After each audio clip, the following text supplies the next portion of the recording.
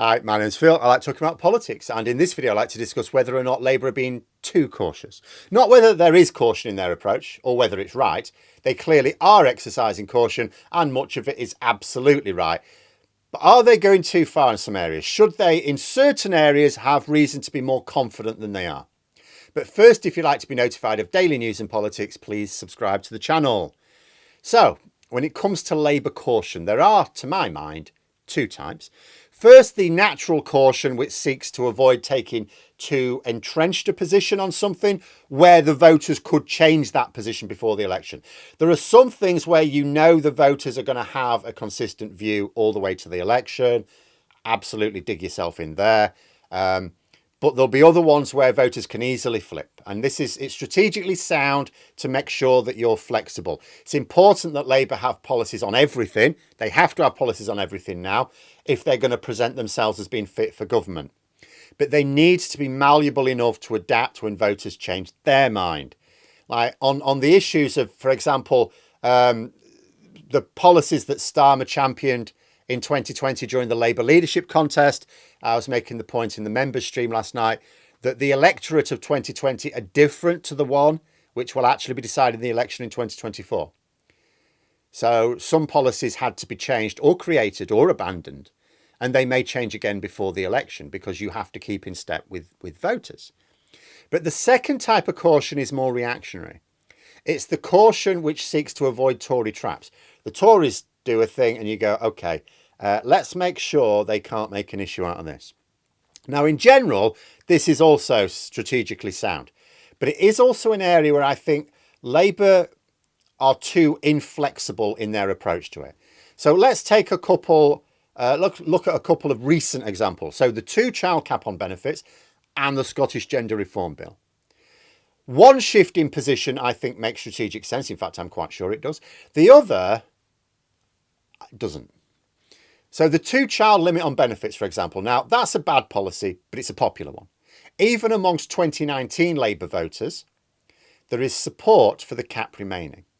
More importantly, target voters largely support it. There's also an economic policy here. Labour are rightly going to great lengths to make sure that their spending plans add up. The Tories get away with budgets scribbled on the back of cigarette packets. Labour do not. So not including a removal of the cap in their plans and pursuing other ways to eliminate child poverty does make strategic sense. But then let's look at when Labour changed their position regarding Scotland's gender reform bill. Now, it had cross-party support in Holyrood. Even some Conservative MSPs voted for it. All Labour MSPs did. In fact, the only MSPs who voted against it were the majority of Conservatives and even some SNP MSPs. But Labour backed it. The National Labour leadership also seemed to be behind it as well. Now they have pulled back from some of it. Now, without getting into the rights and wrongs of the bill itself, or the particular parts of the bill that Labour have changed their position on, I want to look at the political strategy.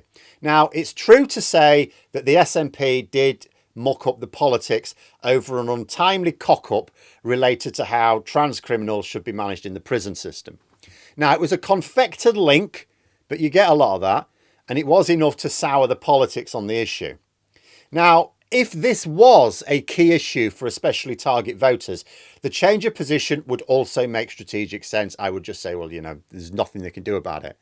Same principle. You neutralise a Tory attempt to paint Labour as being out of kilter with certain voters. However, as I've said no end of times, when you look at polling consistently, like all the time, it shows that trans issues are just not an issue in general elections. Lots of people have a view, but almost nobody thinks about it when deciding how to use their vote. Ironically, of those tiny proportion of people who do, and it is tiny, it's almost always going to be either trans people themselves or those who are close to someone who is and being failed by the current system. Essentially, I think Labour failed to assess the electoral risk on this issue. They've just reacted in the way they would for a high risk or a low risk issue. It's not that they're misreading voters. They will know everything I've just said. It's impossible to look at a party ahead in the polls as Labour are and go, well, you're getting things fundamentally wrong, aren't you? Well, of course not. That's ridiculous. What I'm suggesting is they are defaulting to caution instead of risk assessing it. It's like they're not even going to consider the risk. You know, as long as there isn't a risk for either position. If there's a risk, no matter how they flip, then of course they're going to have to consider it. But if it's like, well, the safe option is just to neutralise it and not antagonise the Tory policy on it. You know, it's a bit like using a kettle to make a cup of tea. Boiling water, very dangerous. So you've got to be careful with the kettle. But actually, as long as you use it correctly, and it's really easy to use it correctly, it's 100% safe. Like, I've scalded myself with hot water, but never from a kettle. You can use them safely every time, guaranteed, as long as you know how to and you exercise that method.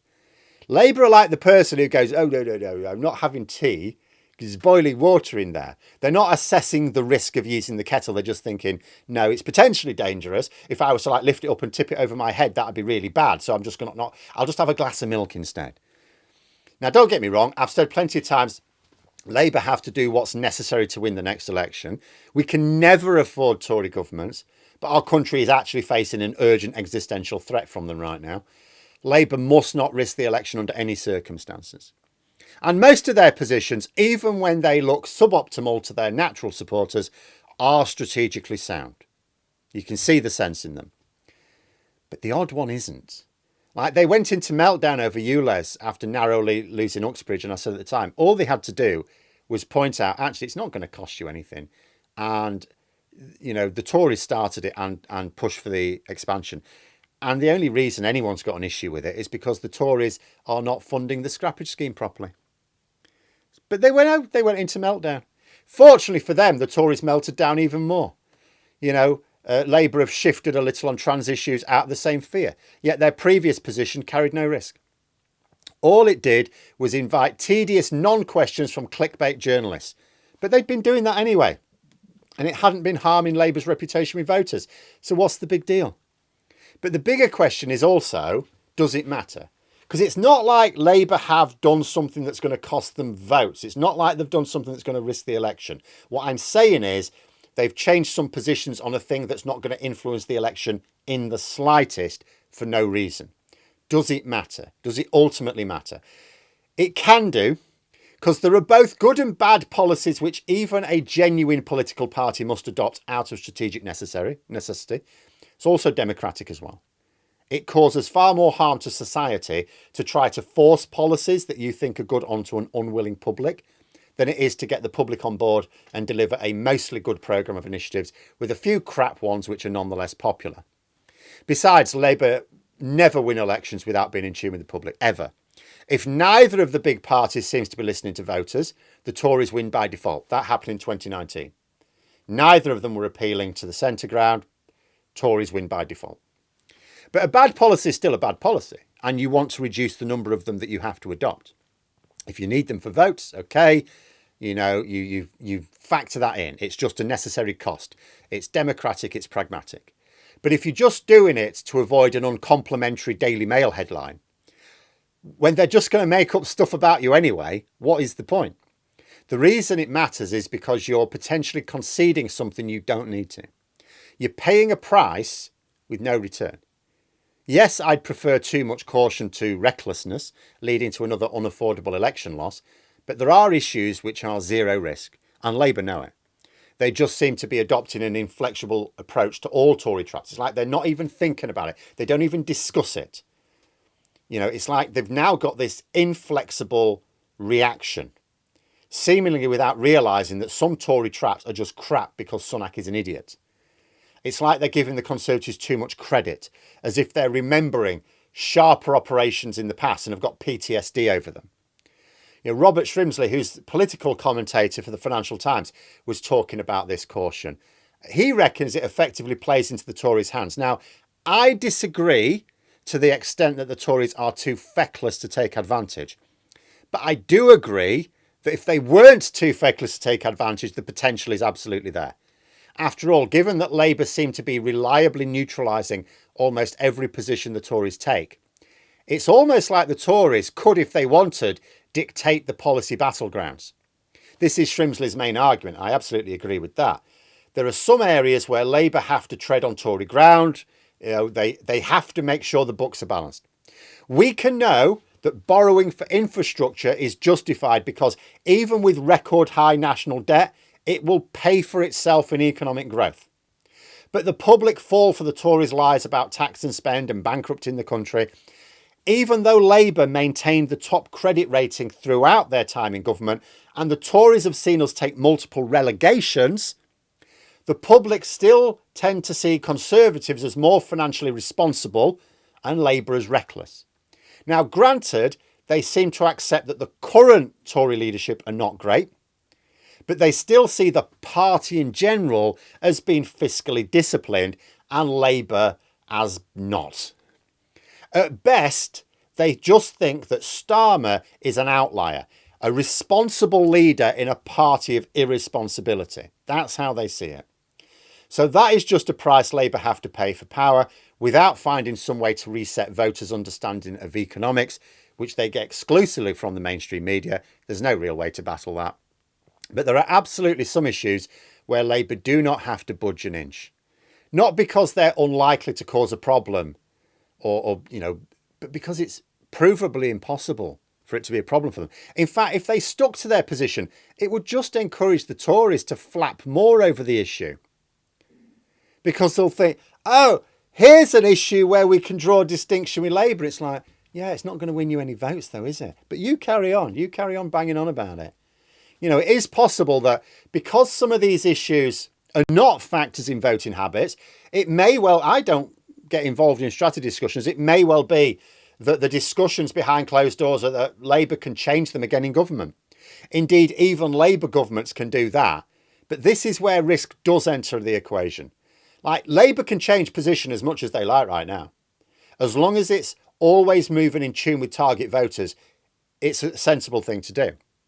But once the manifesto is published, you're sort of putting things down on paper there.